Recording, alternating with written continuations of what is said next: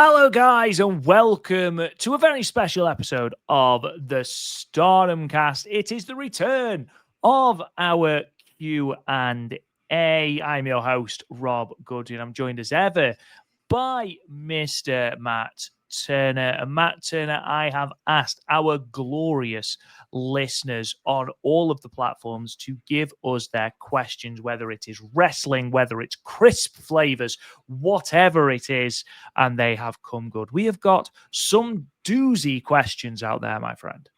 Yeah, we haven't done one of these Q&As in a while. I remember a couple years ago, like, let's do 2 or 3 a year. And I don't think we've done one in about 2 or 3 years. So, Correct. Yes. Yeah, a lot of, I did not get the chance to see any questions. So I'm super excited. I'm super excited to what questions are going to be asked. I'm sure we're going to be asked if people think that we're farmers, Rob, because we are definitely outstanding. Yes.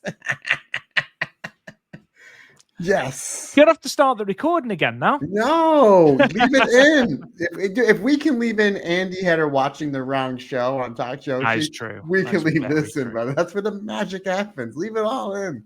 Leave it on. But I do want to say for Talk Joshi last week, he did watch the correct show. Congratulations, Andy. Proud of you. I don't know, and I actually added it in. I did some fancy rhyming. By fancy, I mean low level. I said, "This is my favorite bro," and today he watched the right show. So got to build him up. So proud of you. So proud of you. Ladies and gentlemen, we went all over for questions. So we've got stuff from Discord. Our Discord server, again, is linked in the podcast and, of course, on YouTube as well. Our Patreon, our glorious Patreon. Listeners, subscribers as well on Twitter and on YouTube as well. So we've got questions from all over. However, Matt Turner, the first question comes from Jasper Jr. And this is a big one for me personally, and I think this is going to set the stall for the rest of the podcast, because he's asked me a very simple question: how big of a bell end is Isak? The answer is, of course, Jasper, I don't have enough time in this podcast to tell you how much of a bell end he is. Basically, Matt, I don't know what to explain to you first, what a bell end is or what Isak is. Let's start first. Let's give me bell end first, because that's the question that I have. So please explain that to me, good sir. Oh, please don't make me explain a bell end live on podcast, please. It's part of a penis. Oh, okay. All right. So you go. A wiener head. A wiener head. Let's call him that. So again, there's so many people who I imagine are just rolling their eyes going, again, with the Isak stuff. You do not understand the stress that this has caused me the last month. Basically, Alexander Isak played for Newcastle. You'll notice that I use the word played in the past tense. He played for Newcastle, played as a striker, very, very good striker, decided that he wanted to move to Liverpool and he wasn't going to play for us anymore until he got his move. So we've had to play the first 3 games of the season whilst Alexander Isak on, I believe, 140 grand a week decided that he wasn't going to do what he was paid to do anymore until he got what he wanted. Eventually, we sold him. So he's gone to Liverpool. And as you can imagine, not a very popular chap with Newcastle fans. And I think Jasper, who I believe is also a Newcastle fan, I don't want anything bad to happen to Isak. Obviously, I'm not going to wish death on him, obviously. However, I wouldn't be opposed to him falling down a well. Let's just, I wouldn't necessarily, I don't want anything serious, but a really mildly irritating skin condition that diarrhea. Means that I hope that he gets diarrhea for the rest of his life. And it just completely ruins his career. You can't stop going to the bathroom. Exactly. That's what I hope. As a mature 35-year-old man, I hope that this multimillionaire gets constant diarrhea for the rest of his life. That should have ended it with that. Do you know what? Why did I not end the podcast with that question? Matt Turner, I feel like a terrible friend because I need to ask you this question. This is the perfect podcast. I feel like I'm a terrible friend because I don't know this answer. I know outside of wrestling, your favorite sport is what we call soccer. You call football over there. Who is your favorite current football player right now? current football player, let me tell you a story of my former favorite. So when I was little, I used to live in Newcastle, hence why I'm a Newcastle fan. I'd love to say that I'm just a glory hunter, but we'd actually have to have some glory for that to happen. We used to live up there, so and at the tender age of 5, I thought, do you know what? I'm going to have a birthday party, and I am going to invite Newcastle goalkeeper Shay Given. Now, I loved this man. Still do think he's an incredible person, a great pundit, and he was a fantastic goalkeeper. And my mum was like, absolutely, we'll invite him. And I just assumed that it was like, when the tooth fairy is going to take your teeth, and then you open a drawer one day, it's just full of your teeth, like some weird serial killer. I assumed that my mum would just burn the letter I'd written. Anyway, sure enough, Shay Given wrote back very politely, by the way, said, can't come to a 5-year-old's birthday party for obvious reasons. However, he did send me a birthday card, signed birthday card, which was lovely. Wow. That in itself was lovely. The next year, he sent me another birthday card. A year later, like there had been no correspondence in between. Sent me a birthday card. Now that's cool, and that's why he is my my old favorite. In terms of currently for Newcastle, and I know we have actually got a couple of Newcastle fans listening. Big up Andy, who obviously I was down in Pro Wrestling Eve with. I'm going to say Joe Linton, simply because he's my kind of footballer. He's not the best footballer, but he would run through a brick wall for you. Like Mariah. Yeah. Well, Mariah, that's the difference. Joe Linton is just like a wall. Will just hurt people, just go through people. You want him on your team is basically what I'm saying. And I'm a big fan of that. So currently my favorite player is Joe Linton for Newcastle. So there you go, ladies and gentlemen. That is the first question. Pretty much sets the store for the rest of the question. A lot of them are more wrestling based, as opposed to us wishing never-ending diarrhea on. It's so funny. I'm 40. You're like, I'm 35. I'm 43, going on like 14. Diarrhea. Oh my wiener God. head. Yeah, wiener head. I'm a big fan of the word bow end as well, because it just rolls off the tongue so well. Anyway, let's lay into some actual questions. We're going to start with laying SmackDown. Who asked, who do you guys see dethroning Saya for the red belt and SLK for the white belt? Two very, very good questions, to be perfectly honest. I think in terms of Saya, it's a case of when do you dethrone her? Because on the run that she's at the moment, there's no one near her in terms of star power, to the point where Tara Okada, I think, did an interview recently about how the star power of Saya is massively inflated their numbers and their attendances and things like that. And I just don't think at the moment there is anyone on a babyface scale that is close to that level. Because obviously it's great having Saya Kamatani at the top. And this is something we've discussed on the Stardom cast before. It's great having someone at the top of the company that is able to do this great business. But unless you've got someone else up there, as their running mate, the moment Saya drops the belt and isn't in the main event anymore, suddenly you might start looking at falling attendances, for example. Personally, if I was to be, I'd want it to be Momo Watanabe. I don't think it will be. I think Momo, having won the 5-star, I think that they will do Saya and Momo at Dream Queendom, and something will happen there, whether it's the face turn, whether it's Momo being kicked out, or whatever it is. I imagine that will probably happen at Dream Queendom. I mean, who is going to dethrone? I mean, that is the question. We thought that it could be Natsupoi. Sayori Ano is an option. Starlight Kid is an option. Azumi's an option. But all of those names, no one quite has the same level of star power. Even Starlight Kid, who I'd argue is the number one babyface in Stardom at the moment, I don't think she's on Saya Kamatani's level. And I think until you've built a babyface on that level, I don't think you have a drop the belt until you have a babyface. I will just quickly, Matt, white belt Hazuki. There you go. So, long answer for the red belt, short answer for the white belt. I think Starlight Kid should hold it to Dream Queendom, and then we should have Starlight Kid versus Suzuki just absolutely beating the hell out of each other at Dream Queendom, not just because we're going to be there, but because it's time for Hazuki to be the white belt champion. Good grief. My answer is Hazuki and Hazuki. I'd have Hazuki just give, yes. Agreed, yeah. Give her all the belts.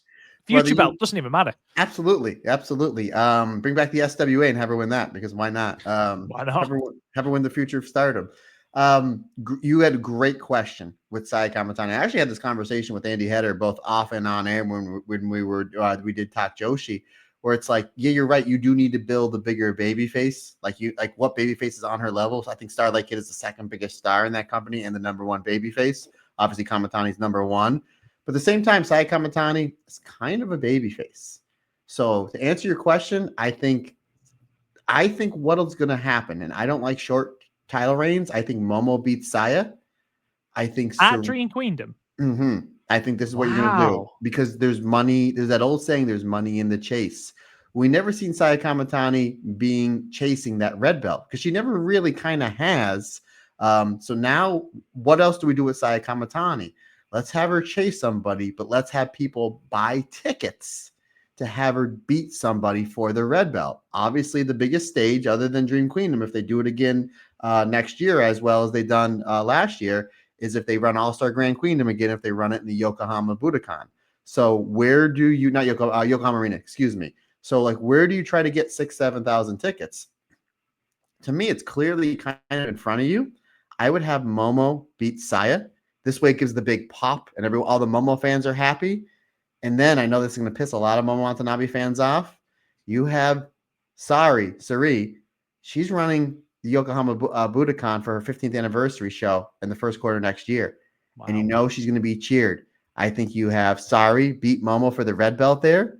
And then you have Saya chase Sari to Yokohama for Dream Queendom. Can you imagine Sari, the red belt champion, with all that heat, all that I won your belt, you guys are pathetic, blah blah blah blah blah. Momo couldn't beat me without the interference. I'm the best. I have your red belt. And then who's her big challenger, Rob? Saya Kamatani. Can you imagine, like, have Sari beat somebody at like a Corkin show, right, as her V1, and you guys are all pathetic, and they're all boo. Yeah, I mean, remember the molten heat she had for the Momo match at that Wednesday show for the in the playoffs. Can you imagine all that? But boo, nobody can beat me. And all of a sudden, Saya Kamatani comes out. That place will erupt. I think that's what's going to. I think it's going to be Momo beats Saya. I'm going to say Sari beats Momo Watanabe, and then you have Saya on the chase for a few months to then defeat Sari at Dream Queendom next year, All-Star Grand Queendom, and then you go back to that whole nother big run again. But you got a lot of good points. I mean, right now there's really no clear forerunner, but a lot of the Momo Watanabe fans are really fired up the possibility that could be the ending of Dream Queendom. She finally won the big one at the 5-star Grand Prix. In my opinion, the greatest 5-star match of all time with Izumi. Her and Saya Kamatani will be an absolute fantastic match. Let Momo have her moment in the sun, and then eventually you go back to Saya Kamatani as your long-term red belt champion.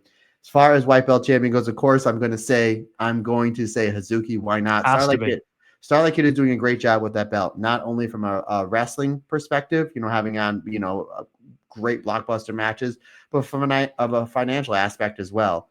It's not going to be Hazuki, the only other option. I know it's going to piss a lot of Tomoka Inaba fans off. I don't think she's winning the belt this weekend. The only other option for me is Izumi. After what Izumi has done this year, especially in the 5-star Grand Prix, I wouldn't be shocked if Izumi's the one to take it off Starlight Kid. I don't know if you did see the tweet yesterday from Hazuki, because it was September 1st, and August has ended. I wonder, all capital letters, what the rest of the year will bring.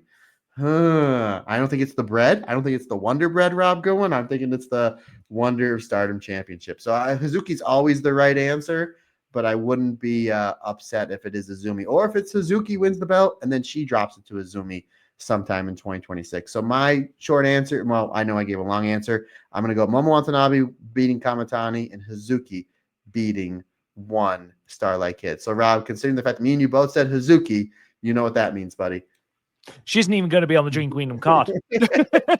She's going to be the pre-show battle royal where she loses to Iwaka. Guaranteed. Oh my goodness. Great question. Thank you, Lay in SmackDown. Kiss by Inertia. I love these types of questions.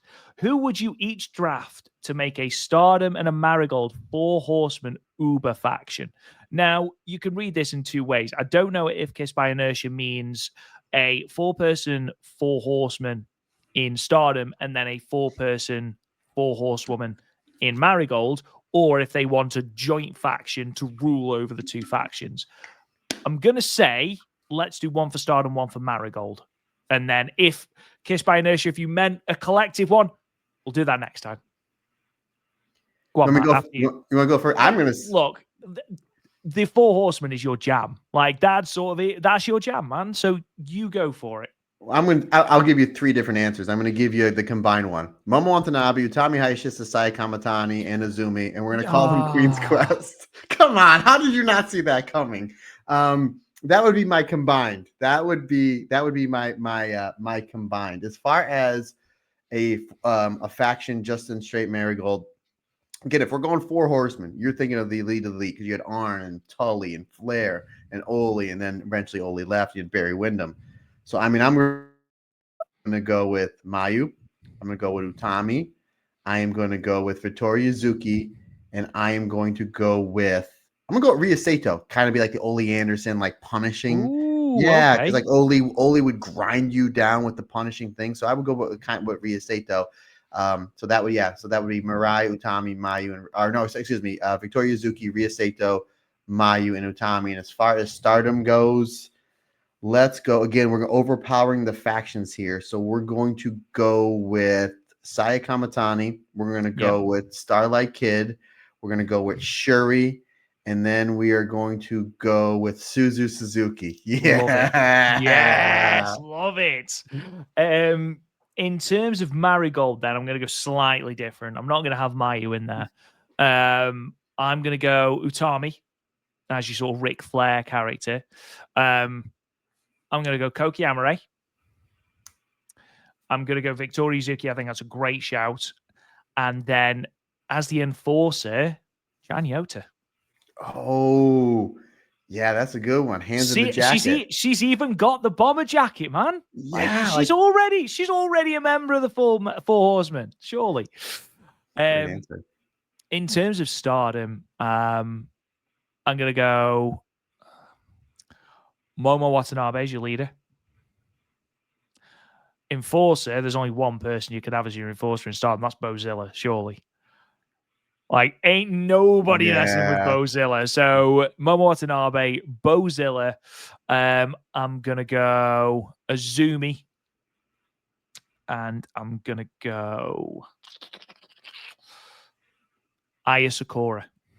Ooh, I like the Aya and Azumi possible team up as kind of like your brainbusters there. Yeah, absolutely.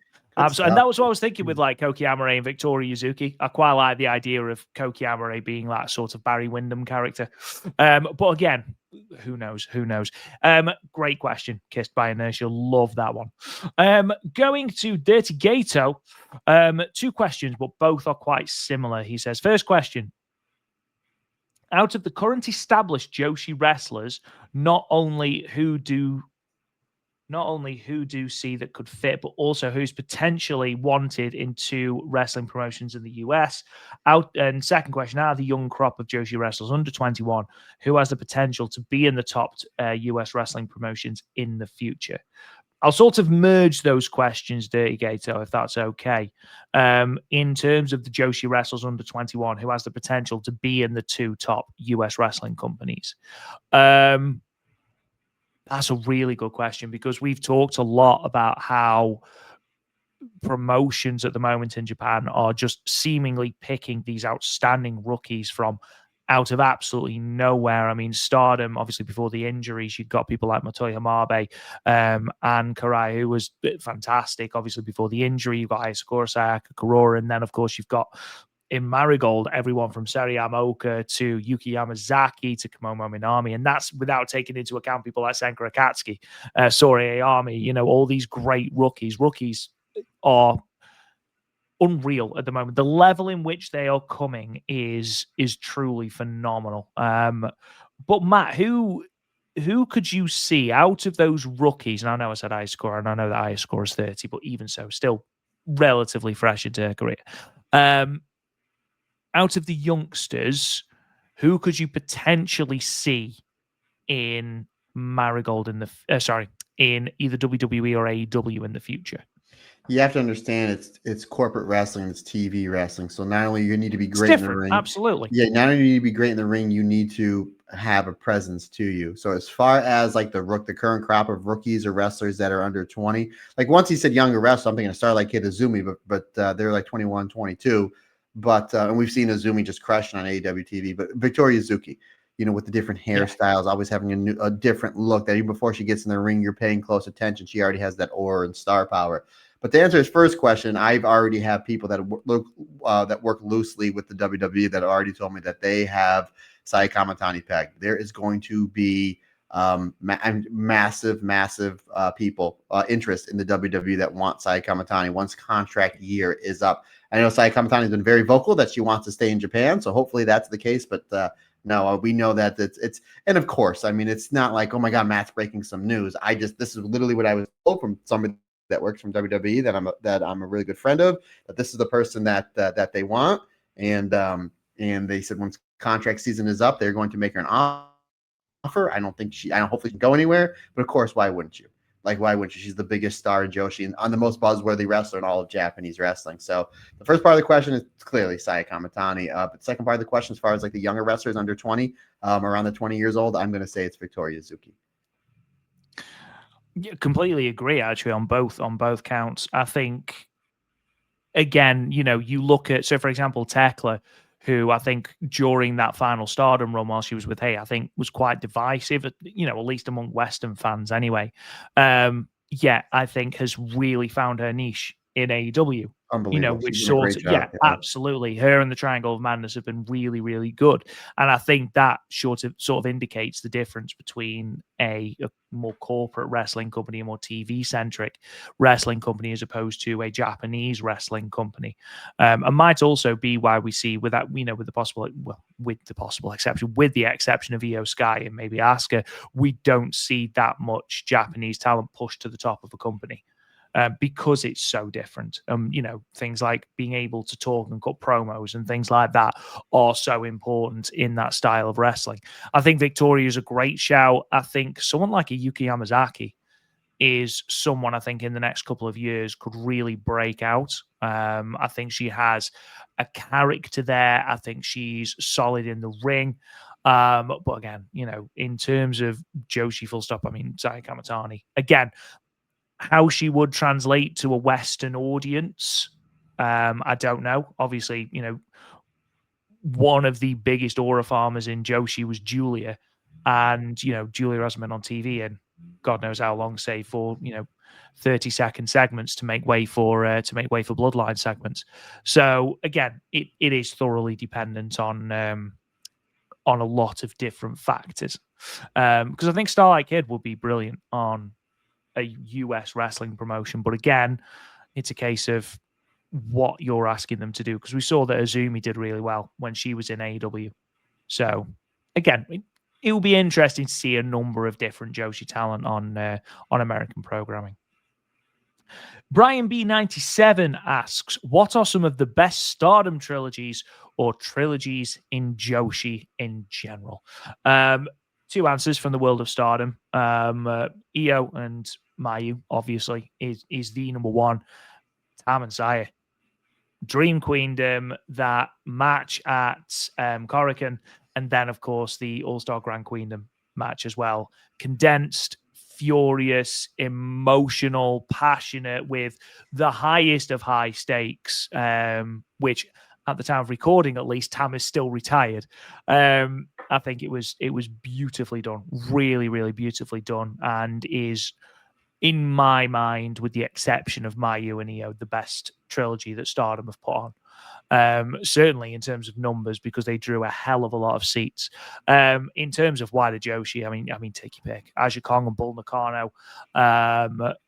One of my favorites is the tag team won Manami Toyota and Toshio Yamada against Dynamite Kansai and Mayumi Ozaki, who had 3 tag team matches, all of which were absolutely incredible between 1992 and 1993, all of which are available on YouTube. And I actively encourage you to go and check out. I think the first one is from Dream Rush 92 in Kawasaki, which is just a phenomenal match. Incredible. It's like 40 minutes and it just breezes by. Really, really good match.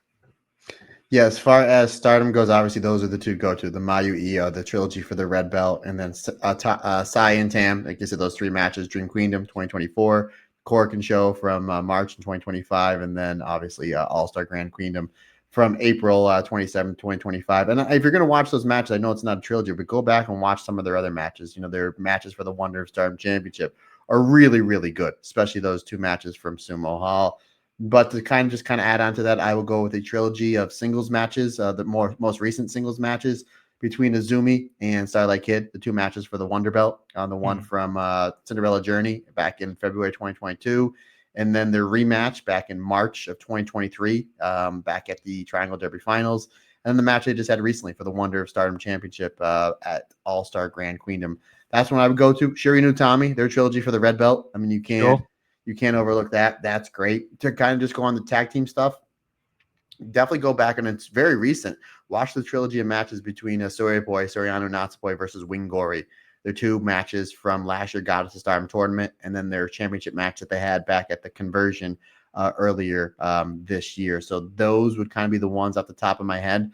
I don't know too much about the 90s Joshi. I'm watching, a lot, but as far as trilogy goes, I don't know. But just to kind of maybe just touch upon Marigold, the Miko Ano versus Mirai matches back in the tournament to crown the first ever United National Championship. Those are some really, really great matches. So those are kind of the ones off the top of my head. I would also go with the 2018, 2021, and 2024 5-star Grand Prix matches between Mayu Iwatani and Momo Watanabe. Those are 3 of the best, probably maybe put them in the top 10, top 12 greatest 5-star matches of all time. It just seems like Mayu and Momo, they just don't really miss, especially when it comes to those matches in the 5-star Grand Prix. Moving on to Kane's Lance, he says, if you could go back to any one wrestling show and see it live, what one would it be? I've been thinking about, I know. I mean, there's quite a few that I could pick. WrestleMania 3 is one of them. I'd love to go back and see that. That was me. That's what I was thinking off the top of my head, partner. Yeah. And I'm assuming we're talking about actually going to the venue, not just watching it, on TV. Because in terms of going there live, I would have loved to have been at Double or Nothing 2019. Just the birth of this, this first legitimate contender to the WWE in, since 2001. I think it's a real momentous moment, and the atmosphere in the venue, some of the matches on the card, I think would have been a really special moment. Wrestle Kingdom 11 as well is the other one for me, because that was the first show that really opened my eyes to wrestling outside of the US. I know that there have been arguably better Wrestle Kingdoms, but for me, Wrestle Kingdom 11 was just such an outstanding show. The Omega and Okada stuff, Tanahashi versus Naito, Hiromu versus Kushida, Shibata and Goto? Yeah, it was Goto, wasn't it? I keep getting mixed up between Shibata and Goto and Shibata and Ishii. But I think any of those, I would have said the Big Egg Show from All Japan, but I just don't think I could have sat there for 10 hours.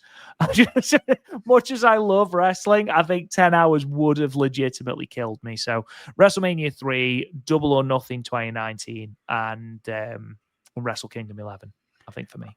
Wrestle Kingdom 11 is my all-time favorite Wrestle Kingdom. It's probably my all-time. Such a good show. It's probably my all-time favorite wrestling show that's not a Japanese wrestling show that's not Stardom. I think Dream Queendom 2023 or All-Star Grand Queendom 2023 and 2025 edge it out. But just those matches you just mentioned because Shibata and Ishii was Wrestle Kingdom 10, Kingdom 10. As soon as I said it, I knew it was 10 as well. Which is right there. Wrestle Kingdom 10 is right below Wrestle Kingdom 11 as far as my favorite New Japan shows. The All Japan shows, because All Japan in 90 is kind of my jam as far as like that's up there as well. If I had to wrestle WrestleMania 1, because it's such a monumental wrestling event, barely legal, 97, the first pay-per-view at the ECW arena. I had friends of mine that were there. I thought you were at that show. I think we've had this discussion before, but you weren't there, were you? No, my parents wouldn't let me go. My brother was 17 and I was 14, something like that. And it was just like, it was really tough for them to agree to let us drive to Philadelphia, especially that part of Philadelphia. And when you're just 14, 15, 16, 17 years old, I mean, really, well, for them to finally, my parents are amazing people, for them to finally let us go. I mean, it took some real convincing, but we were dead set on going to that show, and we asked and asked and asked. And finally, my dad was like, stop asking. But I was never at that show, and our pay-per-view company didn't even cover it. So you had to wait for the VHS to come out, the double VHS tape. So I waited a while for that to get there. But WrestleMania 17 is another one that's up there. I mean, there's a lot of great ones. But if I had to give, and I've been so blessed to go to so many great shows, if I had to give one answer, I think it would be WrestleMania 3. I just think that Hogan and Andre, it's the biggest match in the history of pro wrestling, and it'll never be topped. And people don't realize how important that match was for pro wrestling. Like Andre, no one back then, you didn't know that Andre was injured. Like no, in the U.S. for 15 years, and we were led to believe he isn't lost at all. In 15 years, Hogan was the big hero. You throw on Roddy Piper's final match with Adrian Adonis before he left to go to acting and then came back 2 years later. Ricky Steamboat versus Randy Savage. And then a very underrated match where it was the British Bulldogs and Tito Santana versus the Hart Foundation and Danny Davis. If you go back and watch that, you know that Danny Davis was getting the win because the Bulldogs beat the bejesus out of. I mean, it was bad. I mean, they beat up poor Danny Davis. Like, all right, you want to put Danny Davis over? No problem. We're going to get that big check at the end of the night. But we're going to make this referee that's really not a wrestler earn it. They beat the crap out of him. But just really, I mean, Hercules versus Billy Jack Haynes, the way that was built up. If I had to get, there's a lot of great answers. But if I'm giving one, it's WrestleMania 3. I think it'd have to be WrestleMania 3. Moving on then to Neoping Joshi 147. If you could put one All Japan women wrestler against a Marigold wrestler, who would you choose? I'll let you go first, Matt, because I've got a feeling I know what you're going to say, and I think I might agree.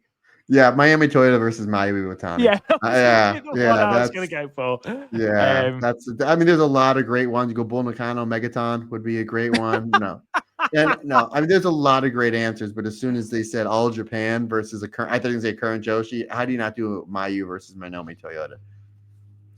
I would like to see Bull Nakano versus Utami. I think that could be really good. I think Akira Hokuto versus Utami would also be absolute insanity. I think those two could do some pretty incredible stuff. And again, if we can twist the rules ever so slightly to that question, technically Julia wrestled for Marigold, so having a dangerous queen off between Akira Hokuto and Julie will be exciting. But I'm gonna go with Akira Hokuto and Utami.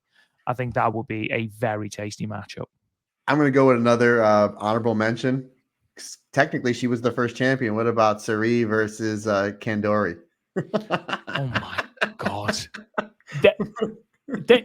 I've got a feeling there'll be a legitimate murder in that match, but hell yeah, why not? Why not? Chris over on Discord, if you could pick a retired wrestler and have them in their prime nowadays, who would you pick and who would you have them face first? Can be male or a female wrestler. That is a bloody good question, Chris. Oh, I'm going to go male. I'm going to go Kurt Angle. You put Kurt Angle in today's wrestling. How do you not pick Bret Hart? How do you not pick Shawn Michaels? Oh my God. This could be the whole. I said Kurt. I'm going to stay Kurt. I mean, you take Kurt, make him like a kind of a freelancer and let him even go work WWE and AEW. Imagine Kurt Angle versus Will Ospreay. Like Kurt Angle versus Seth Rollins, Kurt Angle versus CM Punk, Kurt Angle versus Roman Reigns. I mean, there's so much great stuff. Kurt Angle versus Okada. Kurt Angle. We did see Kurt Angle versus Tanahashi, which is a really great match. But man, you put Kurt Angle like in today's wrestling. That's again, Brett is up there. I'm just gonna stick with the Kurt was my first answer, so I'm gonna stick with Kurt. Yeah, I mean you put Kurt versus Bandito. I mean, yeah, just really really great stuff. So I'm gonna go with King Kurt. I'm gonna go with King Kurt. Always worth noting that Lars Sullivan has a 5-star match and Kurt Angle does not. Outrageous, I'm aware. Kurt Angle's always the right answer to these sorts of things because Kurt Angle, just imagine prime Kurt Angle anywhere nowadays. People would be worshipping at his feet because he was just that good. Like, they didn't call him the wrestling machine for no reason.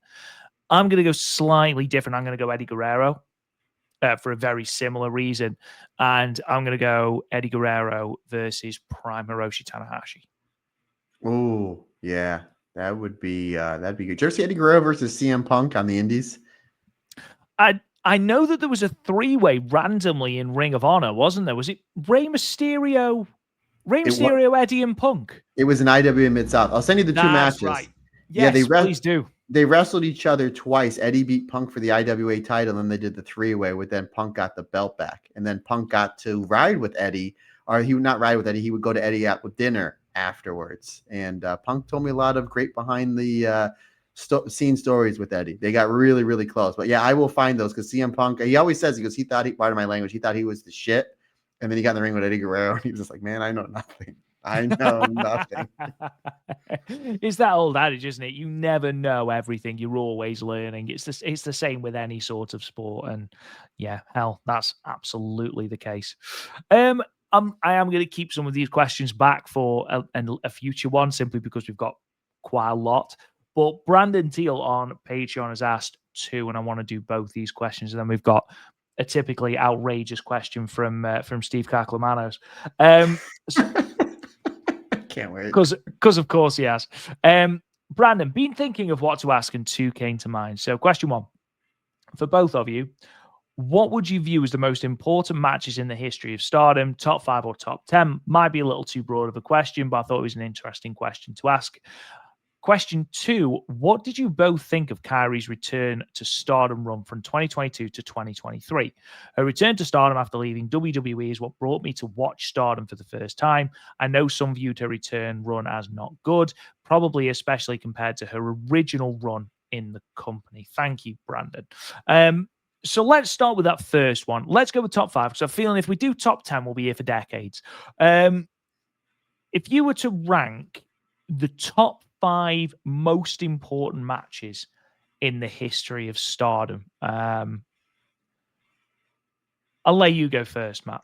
Okay, so we're going important, not in ring wise, which a lot of it kind of can coincide. I was just gonna say, yeah. I mean, because okay, I'm not going to rank 1, 2, 3, 4, or 5, but you have to say not only is this one of the best matches in Stardom history, it's very important because it drew the most amount of tickets, and that's Saya versus Tam from All-Star Grand Queendom this year. I mean, it's the most important match maybe in Stardom history, and the fact that we have more eyes on it, considering everybody that has left Stardom and that is still sticking with Stardom because we have Saya Kamatani and all these great wrestlers that they're building. So I don't know if that's 1, 2, 3, 4, or 5, but I'm going to put that one there.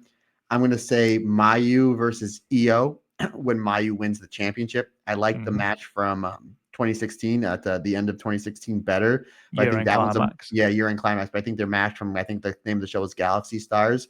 I think it's more important because it was the crowning of Mayu, because we knew that Io was leaving and she would eventually leave the next year. But that's when the crowning of like, okay, this is the icon. This is your ace. So that one would be there. I'm going to go with, this is a tough question. I'm going to say Azumi versus Starlight Kid from Cinderella Journey 2022, because I just started on the podcast about 3 months earlier, and I remember you telling me this is such an important match. We need to watch this ASAP and talk about ASAP, because a lot of eyes were on that match. Like Will Ospreay was tweeting out how great that match was. I think like Seth Rollins or somebody was like, there was a lot of big name professional wrestlers were like saying, no, you need to watch this match. And that match brought a lot of eyes to Stardom. Speaking of matches that brought a lot of eyes to Stardom, we can't forget about the first Dave Meltzer Joshi women's match that ever broke this Stardom. This might be the most important match, right up there with Saya and Tam, with Utami Hayashishita taking on Shuri back at the Cinderella finals back in 2021. That match brought a lot of. It was featured in Sports Center. If it was not ESPN, Sports Center, ESPN, Sports Illustrated. I mean, this match got a lot of coverage, and rightfully so. Again, it was the first match for Dave Meltzer, first women's match to break the 5-star rating. So that's got to be up there as well. And then to throw another one out, Rob Goodwin, I am going to say, I'm going to go with Io versus Mako Satomura 2015.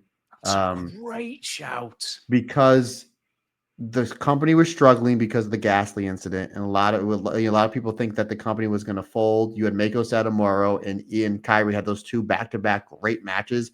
Mako defeats Kyrie, wins the belt, and then that she's the outsider. Like, oh my God, what's going on with this company? We had a Ghastly incident. We have an outsider as champion. And then Io not only beats Mako in one of the best matches in company history, and one of the best matches in Io Shirai's catalog, which is saying something, but beats her using the finishers of the three daughters of Stardom. She hits it with the Dragon Suplex, Mayu's finisher.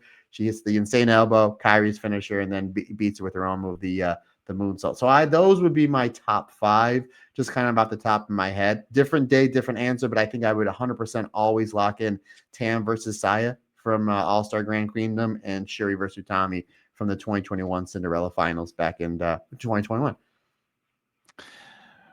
A lot of ours are going to cross over, I think, because there has been quite a few times when Stardom has been on a downswing, and there's always been a match to bring that back up.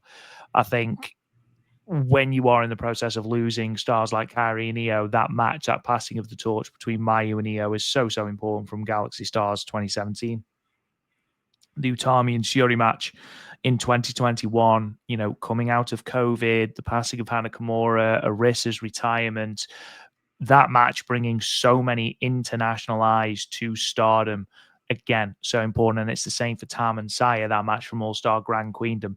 The buzz around that show was absolutely unreal, was palpable, and it drew the most tickets in the history of Stardom. It drew the most buys on pay-per-view for Stardom. All of these different metrics were broken by that match, and Stardom have managed to maintain that because of that feud and because of that match between Saya and Tam. I think Mako Satomura and Io Shirai is an absolutely outstanding choice as well, because again, you had this big, imposing, invading force as your champion, and then with Io being able to dethrone her at Year-End Climax 2015 in what was an absolutely outrageously good match. I think that's another great shout. I think I'm going to go Tam and Julia from Budokan. I was just thinking of that. I'm looking at the picture behind me, and it literally just clicked in my head as you said it. Look at that, half a world away, it's scary. To have an emotional match like that in a show where Stardom were taking advantage of the restrictions in place. Obviously, without the restrictions, Stardom wouldn't run Budokan. It's as simple as that. However, that match on top of that card was almost a signal of intent for the company. And it delivered. It was emotional. And again, it was a beautiful top off to what was an outrageous feud. So I think those are probably mine. Again, there's a lot of crossover there. I think you could argue that Mayu and Momo from True Fight 2018 for the white belt, the Ace versus Icon match, after Io had left the company, had bequeathed the name of Ace to Momo Watanabe, but had passed the torch to Mayu by dropping the red belt to her. So I think that's an important match in Stardom's canon, certainly. Whether it breaks the top 5 or not, I don't know, but I think it is an important match that deserves a lot of recognition. But yeah, those are my top 5. Question 2 is a really good one, and it's one that we have got down and dirty in the weeds with before, and I know it's one that me and Matt don't necessarily agree on, which I think makes for great podcasting. What did you both think of Kyrie's return to Stardom from 2022 to 2023? I think there was a lot of potential left on the table with that run. I think Kyrie had some really, really good matches. Some really good matches, the match with Utami, the match with Saya Kamatani. However, and I will continue to beat this drum until the day I die, she did not put over a single talent from Stardom. The only person that pinned Kairi from when she left WWE to when she went back to WWE was Mercedes Moné on a New Japan show. At no point did Kairi put people over. And I think people, at least towards the end of the run, knew that Kairi would be going back to the WWE, which is fair enough. Obviously, you know, the draw is huge. I understand that, and I'm never, ever going to begrudge anyone that. However, Kairi had, especially with the Saya Kamatani match, that's the one for me. Because what did Saya gain from the draw? It was a great match, don't get me wrong, a really good match. But Saya Kamatani would have gained a lot more from a statement victory over Kairi. The same with Utami. You know, Utami Hayashishita at Dream Queendom, wasn't it? Yes, sir. When they went to a time limit draw. And it's like, why? why have we gone to a time limit draw here? What are we possibly protecting Kairi for? Like, it's Kairi Ojo. We know what she's capable of. Yet you had the, you know, we also know you're not going to be around forever. Use this opportunity to put over talent, to put over the stars for tomorrow, to leave your legacy in this last Stardom run as, you know, saying, right, well, I'm not going to be here anymore, but in my stead, we've got Utami, we've got Starlight Kid, we've got Saya Kamatani. I understand the Starlight Kid match, obviously the first singles match back. I think that was always going to be a Kairi win. I get that. But the Saya and the Utami ones are the ones that really stick out. And it's not that I think her run was bad. I don't think the run was bad. I think match quality wise, it was really good. However, when Nanae Takahashi is taking more clean pinfalls than you in your Stardom run, that goes to show how little you, and again, how much that's on booking. Like, I'm not saying that Kairi's gone into Rossi and gone, I am not taking a single fall here. You know, we don't know. Absolutely. Doesn't work for me, brother. You know, maybe Kairi auditioned to be the bassist for Metallica. Who knows? My favorite Hulk Hogan story. She did used to strum the IWGP Championship. She did. Absolutely. Maybe that was her audition. For Meltier. In a nutshell, that was my huge issue. Match quality was never an issue. In fact, some of her best Stardom matches came during that run. I think the opportunity to give Saya Kamatani that rub, to give Utami Hayashishita that rub, people that we knew were staying with the company, Utami less so, but people they knew that were going to be at the company, people who knew were going to be at the forefront of that company. I think you had a lot of an opportunity to give them that run for that. And that's a hill I will die on this podcast. I understand putting people over, especially Kamatani, but like, and I thought the run was really good. If A-, I would give it, but it could have been an A+. It was, I remember when they were doing the mystery person, we kind of figured it would be Kairi, and Kairi was revealed. I think me and you did like an emergency podcast, like either that day or the next day. Gosh, yes, I think we did because we started coming up with these dream matches. And as much as she should have put at least 2 or 3 people over, and Kamatani definitely number 1, maybe a Mayu just to go through that, but Utami could have been another one. But like for me, my biggest complaint is there were so many dream matches that we thought we were going to get that we didn't get. Like we didn't get the Natsupoi match, the Julia match. And I know we got the Tam match, but we got it for like 5 minutes. So I'm not even counting that. Do not bring that match up, Matt. Come on. It's unbelievable. Like, yeah, the Hazuki match. There was a lot of stuff that they could have done. You know, her and Mayu versus FWC, her and Mayu versus Momo and Starlight Kid. Like, there was a lot of stuff that they left on the table as far as really great potential, not only dream matches, but money-making matches and matches that all of a sudden it's like, oh, who's this Julia? Who's this Azumi? Who's this Hazuki? That not a lot of people saw. You know, as our fantastic listener said, I got into Stardom because I started watching Kairi's run in 2022. Again, there's great matches. You know, the match with Starlight Kid that she came back with. You know, the one of my favorite Kyrie matches of all time in her entire catalog is that match from the very first All-Star Grand Queendom when it was her, Natsupoi and Soriano versus Prominence, Suzu Suzuki, Karuma Haragi, and Risa Sera. You know, Kyrie versus Suzu Suzuki match could have blossomed from that. There was a lot of matches left on the table. Again, we don't know. We don't know if it was something that it was Kyrie or they didn't meet her price or it just didn't fit in with the booking, but there was a lot of matches. And again, more so the matches that could have drawn money and could have gotten more eyes on this talent. That is my biggest complaint with it. Again, the putting people over, I see your point. I don't disagree, but I don't necessarily agree. Should she put Saya Kamatani over? Yes, because her whole thing of coming back was, hey, I'm coming back to win the Wonder of Stardom Championship. You are the current Wonder of Stardom Champion. You're doing a great job with that belt. But I was really kind of the first wrestler that really, really put that belt on the map. It's like, okay, we're building towards it. We're building towards it. We're building towards it. We're supposed to get at Stardom X Stardom. Kyrie, I think, got COVID like a day or two before. So then we have to wait another month.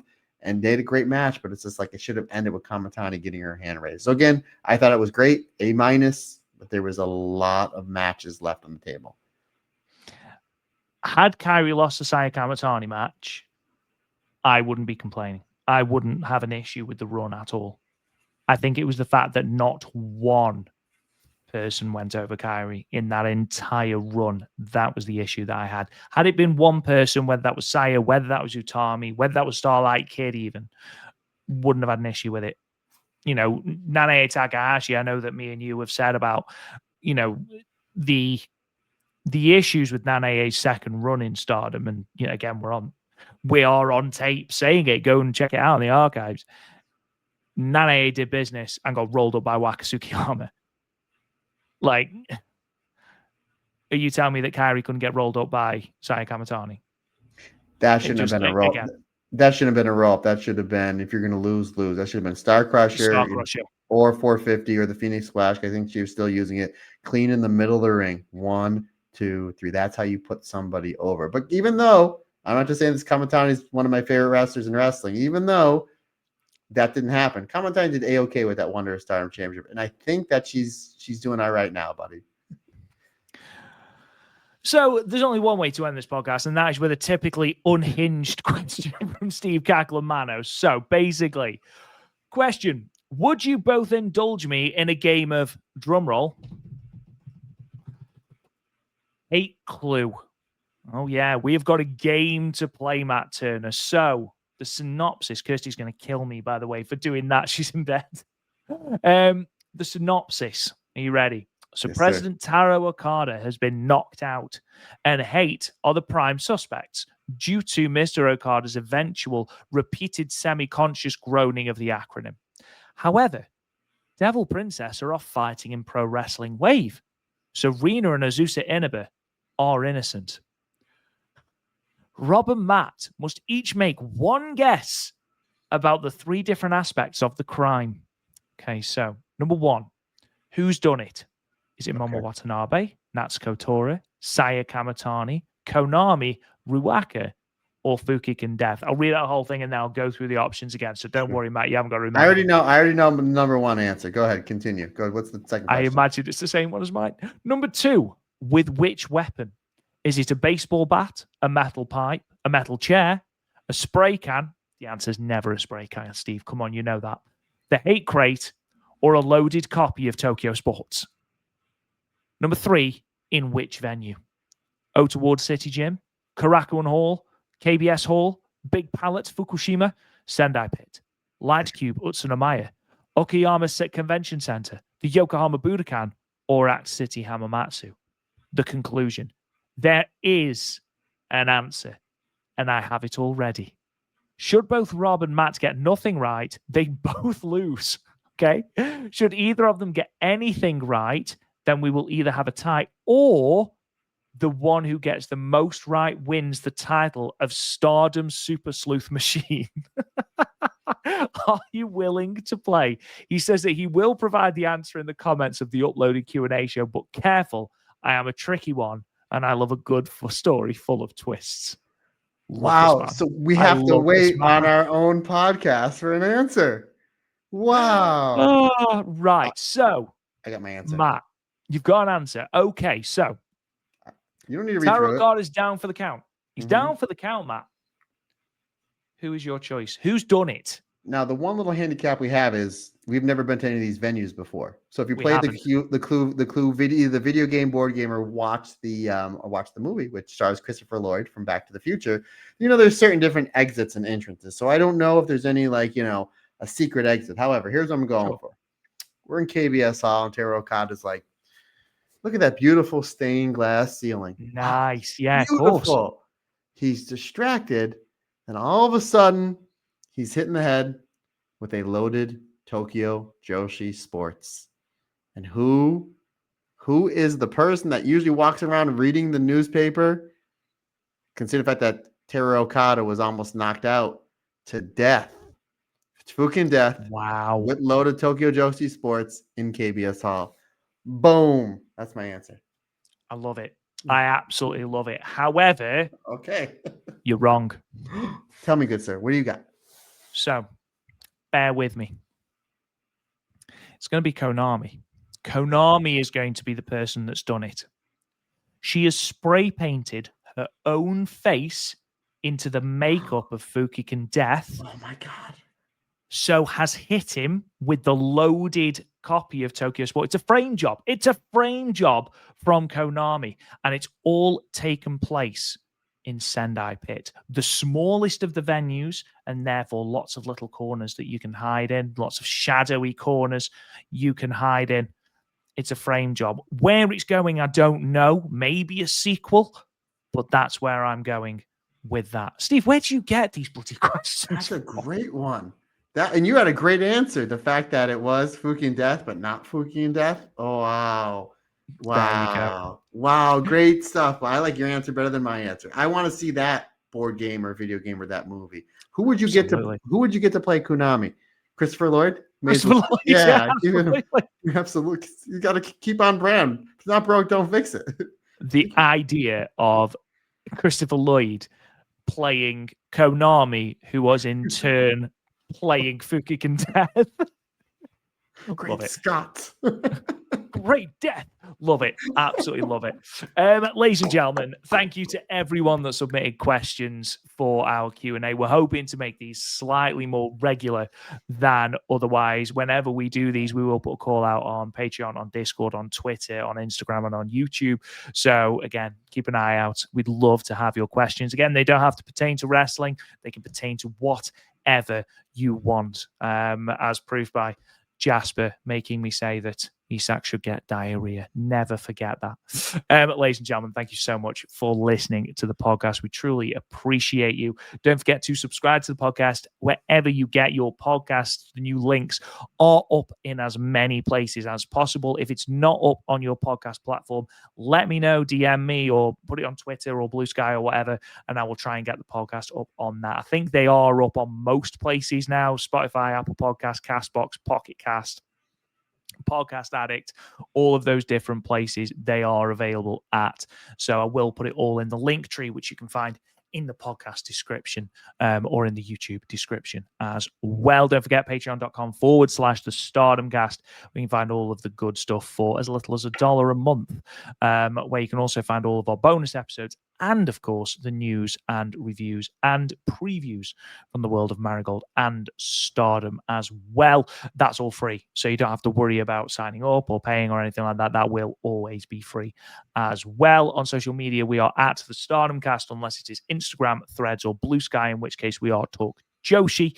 You can find me at Real Rob Goodwin. Mr. Turner, sounds off, good sir. Folks, questions, comments, suggestions, anything you need from me, Matt Turner OF on the Instagram and the Twitter is the easiest, bestest, and fastest way to get a hold of me. Or you can shoot me an email. That's perfectly fine.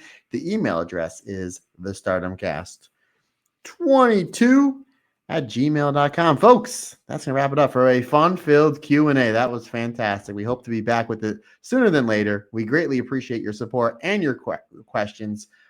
Again, folks, like I always say, it's just not my podcast. It's our podcast, because when we're all together, everybody's different. Everybody's special.